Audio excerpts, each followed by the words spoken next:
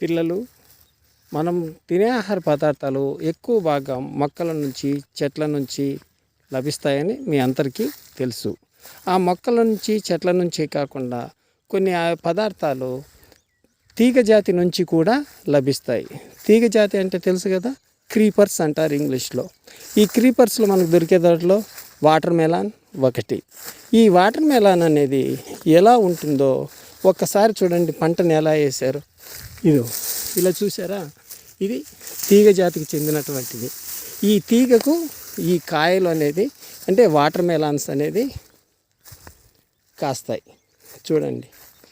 వీటిని మనము వేసవి కాలంలో ఎక్కువగా విరివిగా లభిస్తాయి.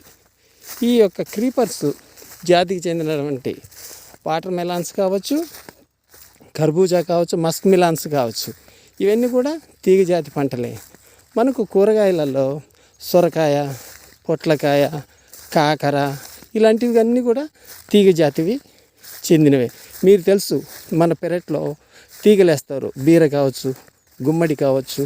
అలాగే ఇది ఆహార పంట, అవి కూరగాయల పంట. అంటే మనకి మొక్కలలో తీగ జాతి నుంచి వచ్చేటువంటి ఈ పదార్థాలు ఎలా ఉంటాయో ప్రత్యక్షంగా చూడండి. పంట చూడండి.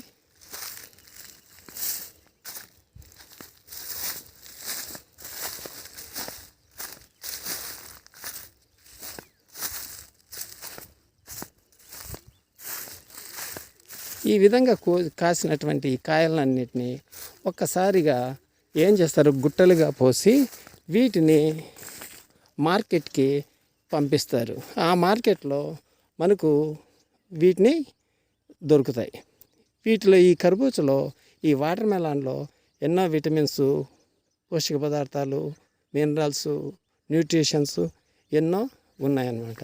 ఏ కాలానికి సంబంధించిన పంటలలో ఆ పంటల్ని మనము తినవలసి ఉంటుంది. Thank you.